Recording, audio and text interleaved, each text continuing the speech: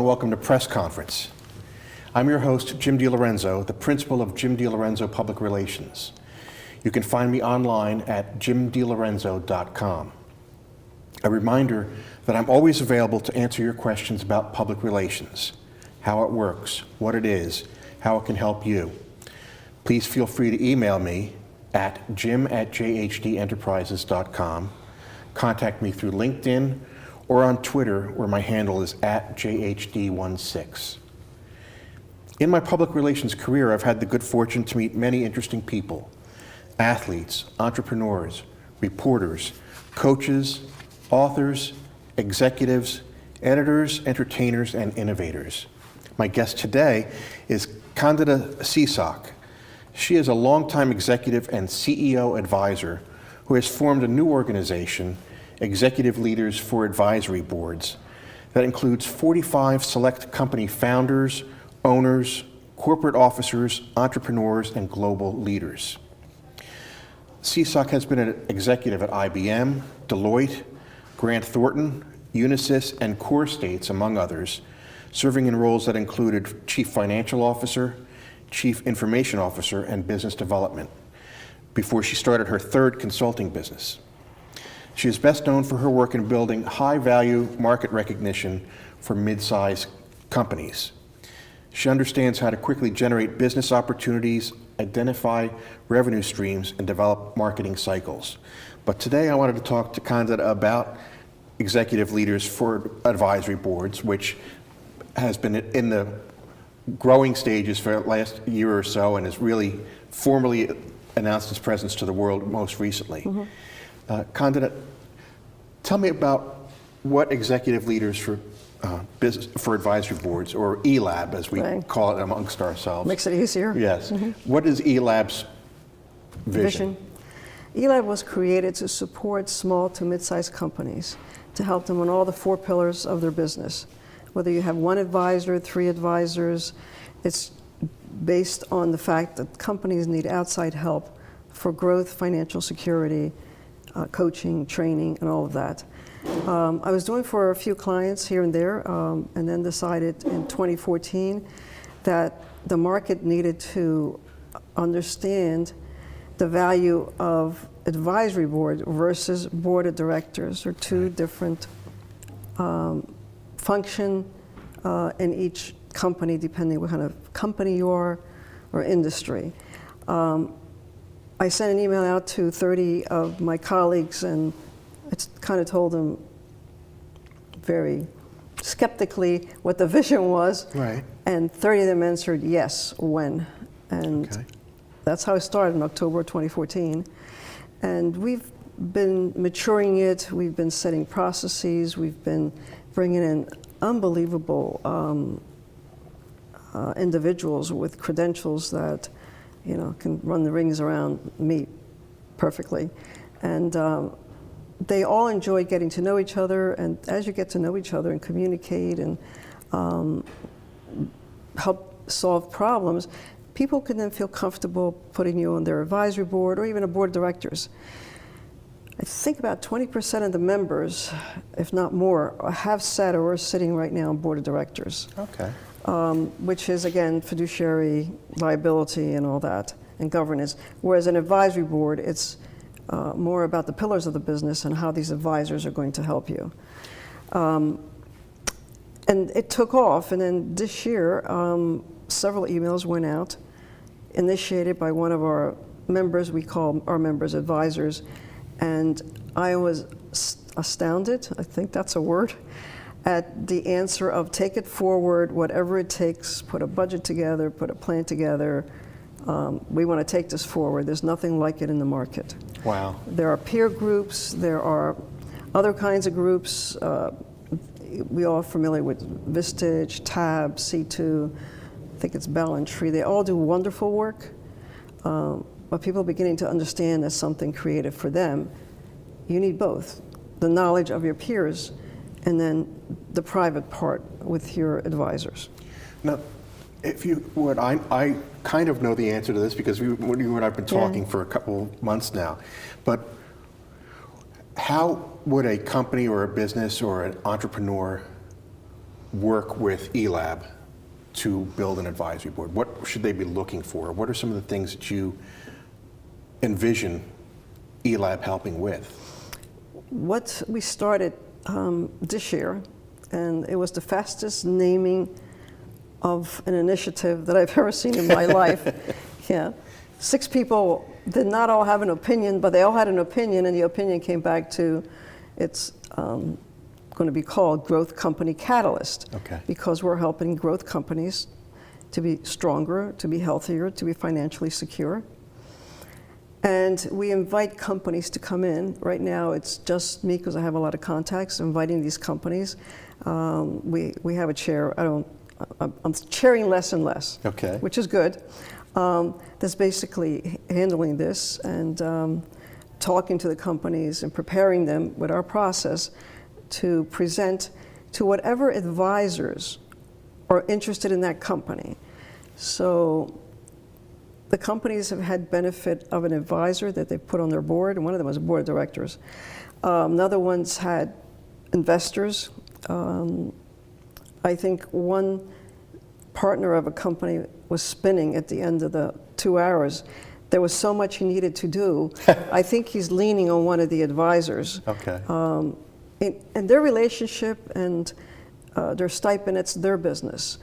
ELAB does not take a percentage of anyone that we're helping. It's purely you and the company you're helping. Okay. So Now, we stay totally independent. when a company approaches ELAB, or you approach a company on behalf of ELAB, what are some of the challenges that company is facing that they need an advisory board? What are some of the things that you've seen in the industry over the last few years? It always stems, the financials are not strong enough, but the financials will never be strong if marketing, operations, sales, and human resource, the 4 wheels of a car, you'll never make the Indy 500 if they're not all running at the same correct way. Right. So to your question, sometimes they come in and say, I don't have any marketing, what do I do? Or they'll come in, our sales, our marketing is strong, but we can't penetrate the right market. And what I've noticed from all these executive advisors, they have more knowledge that you'll see in their bio, more contacts that I can imagine. They can help any of the companies. Sure. So the biggest hurdle is they're struggling financially. The other hurdle is operations. Okay. And if that's in harmony, then sales and marketing can sell the products or services. So, and the human element has to be, human resource, the return on individual has to be heavy on companies that want to grow. Because you want to be delighted to go to work, and you want to do more than what you're doing, and you want to feel secure. Right. You want to enjoy what you're doing. You want to feel like you're contributing in some way, and that it's also enriching your life. Right. When we talk about advisory boards compared to boards of directors or boards of trustees, how do you and the group envision daily interaction with an advisory board? Say you have 3 people, one's an operations person, one's a marketing person, and one's a HR person that you've met through ELAB. How would they interact with their client or their company? It depends on what the weak point is that they need to have one of the advisors. If they want to build an advisory board, then that's a whole process of culturally matching the advisors to themselves, to the company's vision, to the owner, to the employees, the 4 pillars of the business, right? Sometimes companies will start small. They'll have 3 advisors instead of 4, or they'll do 2, sales and marketing and finance, or a business person that can help out. It doesn't matter how you do it as long as the vision and the strategy is to have solid advisors that you meet quarterly, you present, you talk, you get thoughts and ideas, advisors that will take your phone calls, that will answer emails within, I used to say 24 hours, but I'm okay with 48. I mean, I'm just a stickler for answering right away, which Sure. is not normal for most people, and probably not fair to think that that can happen all the time. But it is how they deal with that company and how they interact on a regular basis. If it's not quarterly, if it's once in a while, and when you feel like it, you're not going to get the benefit, because every one of those members or advisors, it's a stipend, so it's Sure. not like a board of director, which is high-end pay, right? Right. So use their talent, because you probably cannot afford to hire the four of them, and they're willing to give. You have skin in the game by some stipend. They have skin in the game because they give you more time Right. that that stipend could ever pay They're for. devoting more of their time Yeah. to you. Now, one of the things that has been very interesting to me is the idea of an open and honest exchange of ideas, and being willing, as an advisor, being willing to voice your opinion, and at the same time, as a company, having that advice heard, considered, maybe debated before a decision is made one way or the other. Yeah. And I think that open exchange of ideas and an honest exchange of ideas, that trust Yes. that we talk about, a trusted advisor. And that's a very excellent way you put it, because if the advisors are not culturally matched, and one wants to talk more and the other one thinks they know more than anybody else, you're not going to help the company. But if they're all humble but well-knowledged, they'll talk about how to do something and how to help that CEO get to where he or she needs to go. The challenge sometimes is the listening. Sometimes you have to say it. What did the great writers say? You have to say something 7 times before it sinks in. And I think today, because of all the social media and the interruption, I think it's like 15 times. Sure. You know, I'm fond of saying to a client, but I've told you, but I've told you. Well, you never told me. I said, I can tell you the dates I told you. And I said, that's 15 times you've got to do something with this. And they'll go, I didn't hear it. I know. See, I know they want to hear, but they don't, because everything else is disrupting them. And most advisors will tell you things you really don't want to hear, because then you have to do something about that. Right. You see, they've identified Yeah. a problem, and now that's your challenge to Right. come up with a solution. You're right.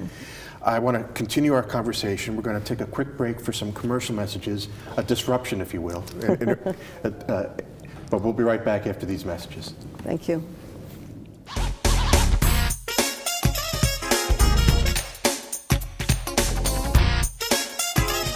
Shelter dogs aren't broken.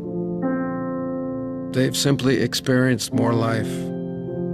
If they were human, we would call them wise. They would be the ones with tales to tell and stories to write, the ones dealt a bad hand who responded with courage. Do not pity a shelter dog. Adopt one.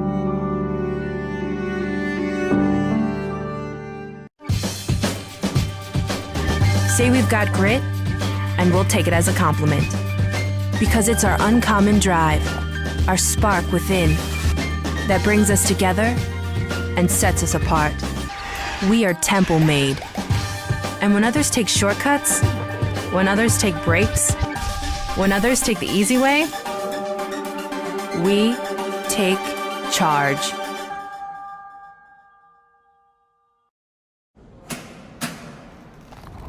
I work 13 hours a day, 6 days a week. So when I'm off the clock, I gotta get stuff done. So when I need a snack, I need something healthy, tasty, and easy to eat. Like wonderful pistachios without the shells. They're protein-powered, delicious, and great on the go.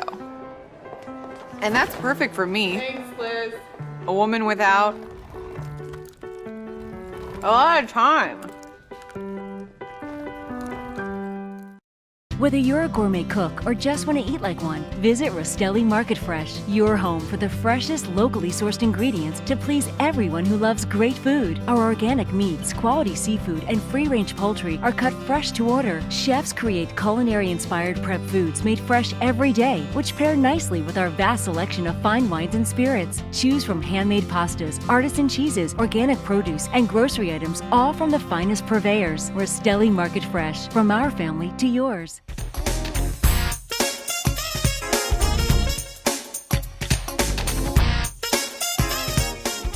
Welcome back to Press Conference on RVN TV. My guest today is Candida Seasock, and we've been talking about ELAB, the Executive Leaders for Advisory Boards, and how an advisory board can help a business owner or an executive get their company on the right track. And you have a great deal of experience in putting together advisory boards. Mm-hmm. And this was something that just kind of came about through conversations with people, mm-hmm. and you realized that there was this need. Right. And that's how you formed ELAB, mm-hmm. To serve that growing need. Mm-hmm. What were some of the interactions in your past that you saw where people said, what's an advisory board? I need an advisory board, or how do I do that? I get that question consistently. Okay. They understand peer groups, they understand board of directors, and sometimes if they're private, they'll form a board of directors, which really they needed a board of advisors to get involved. Or you can do both. If you're so inclined, you do both. It's taken time to educate the market of the value that these executives can bring them. I think it's going to change by 2020. That's why this is my vision. Right. Because of all the campaigns we're doing, and all the stuff you're helping us write up, and you're going to write up the other board members, eventually some of the more high-profile advisors in there. Somebody's going to write up the cases and how we solved the business problems and what's happened and not happened. People will get the idea. An advisory board has a different value than a board of director, than a peer group. But all of them could be needed in a company to make them stable, to help them financial security, to run operations, and to be well known in the market, because you're not, without closing deals, you don't have finance, right? Right. You don't have financial stuff coming in. If you don't have a contract or a client or an engagement. I've been fascinated, disclaimer purposes, I met Candida last fall for the first time, and she asked me to be part of this group going forward, and I've greatly enjoyed the experience. And one of the other things that has fascinated me about the experience so far for me is the different types of people that are in the group, the different people who are advisors and can be advisors. It's a really talented and diverse group of people with a lot of different experiences. We are, one of the first decision I made when I was maybe 2 or 3 or 4 of us, the founding members, was I don't want to duplicate companies, because if you duplicate, you can have a little bit of crossover, but if you duplicate, then each member is not going to benefit by another member. There'll be competition within the members. So we have a little bit of crossover, but meaningless in a sense. From what the members tell me, it's not affecting them, because part of it is for them to help each other out and use any of the members for any projects or any initiative besides an advisory board or building an advisory board. So the idea of having them unique and separate and not all alike, I think that's a benefit to whoever needs to choose an advisor. And it's wide-ranging levels of experience.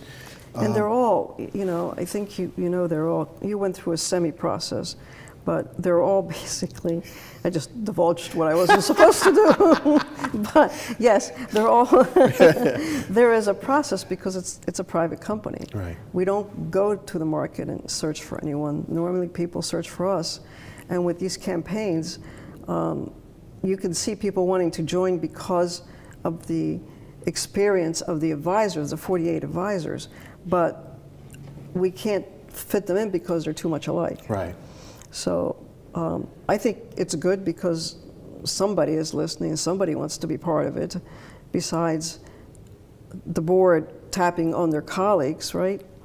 You start something with the the nucleus around you. Right. Like-minded people. Yes. People who either have skin in the game or have signed on early. Right. And that, again, that's part of that peer group too, as far as there are people who have maybe have a company that's similar to yours or a business that's similar to yours that you meet through industry. This gives people a chance to meet individuals from other disciplines. Correct. Other That's the word, ideas. discipline. Perfect. Yes. Other discipline. Otherwise, they're not going to work with each other, help each other. Right. Then you look at each other's competition, and that's not what I'm trying to do. Where do you see the growth of advisory boards and ELAB in particular? Where do you see the greatest need? Like what industries or what businesses? The biggest need is companies under 50 million. Okay. Tom Scuria, who's my right-hand person, he's done analysis. Adrian Miller, who's also on the board, she does a lot of stuff that's unbelievable. Bruce Rubin, Michael Brazetti, which chairs our programs, they all, what's the word I'm looking for? Have identified or? Identify, yeah. Identify with what this needs to be. Okay. So businesses that are up and running, they've got under 50 million in revenue, and they're looking for their next step. How do you grow systematically? How do you transform your company as an evolution, not a revolution? Right. There is, I'm getting tapped into from private equity, wanting to be part of this, but we have to be careful because most of our, part of our vision is that it's not about helping a company so it can sell tomorrow and employees lose their job. It's about a company's growth. Right. You know, if they sell or the owner has a transition out of the company or retirement or whatever the case might be, that's fine, but it's systematic and it's good for the company itself, the employees, and their clients. To grow and to prosper. Yes. And so that everybody that's working there feels like they're part of a living organism, not a dying organism. Yeah, not just a number. Right. And there's need for all kinds of companies, but that's the companies that we're focusing in to help. Okay. And right now, it's starting in the Mid-Atlantic region. Right, yes. Pennsylvania, Delaware, Maryland. Our advisors are from this area. New Jersey, New York.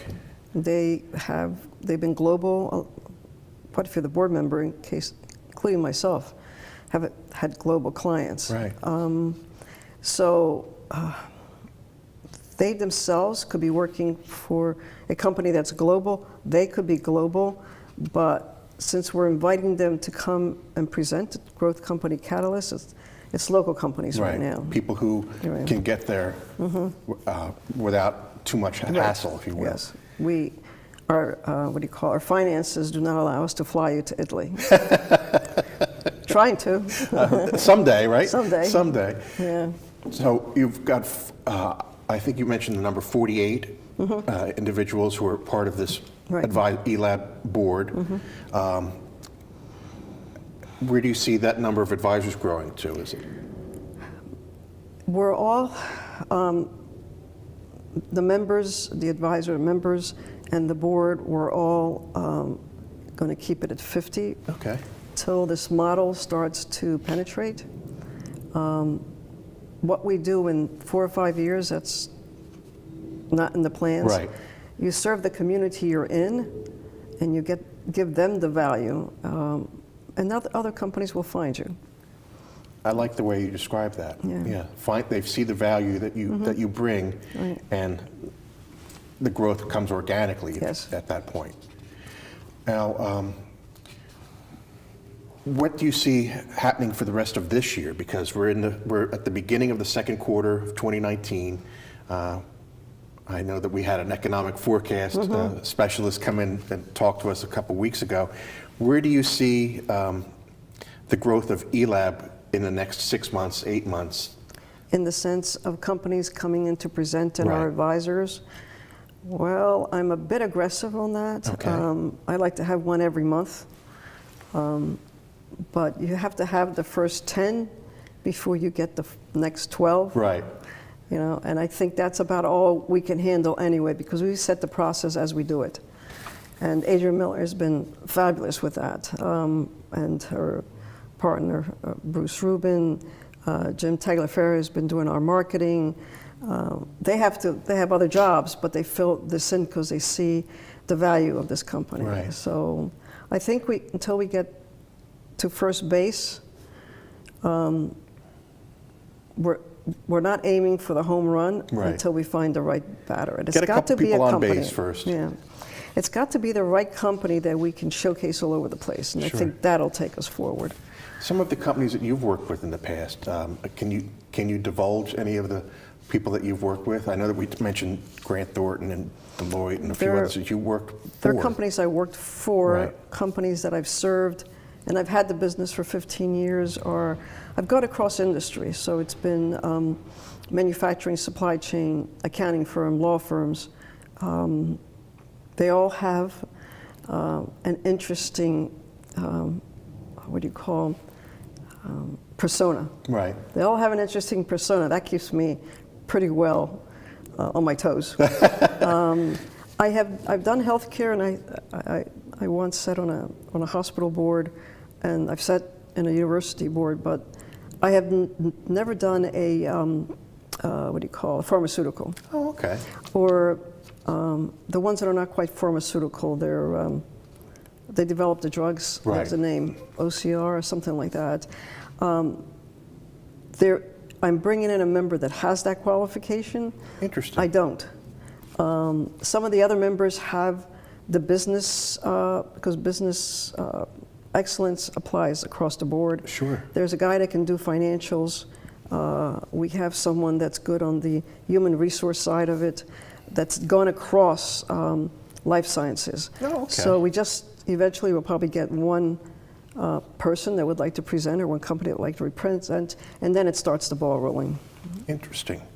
Well, we're about running out of time, unfortunately, at this point, but I want to remind our viewers that Candida's group, eLab, Executive Leaders for Advisory Boards, you can find out much more about them online, advisory-boards.org. They're also on LinkedIn. There's a LinkedIn page for Executive Leaders for Advisory Boards. And if you have any further questions, and if you can't find that information or want to get back to me, please feel free to contact me directly. My phone number is 215-266-5943. My email is jim@jhdenterprises.com. I'll be happy to connect you with Candida and the eLab group if you have any questions. And I'd like to thank you again, Candida, for being my guest today. It's been my pleasure. And we'll see you all again very soon on the next edition of Press Conference. Thank you. Thank you.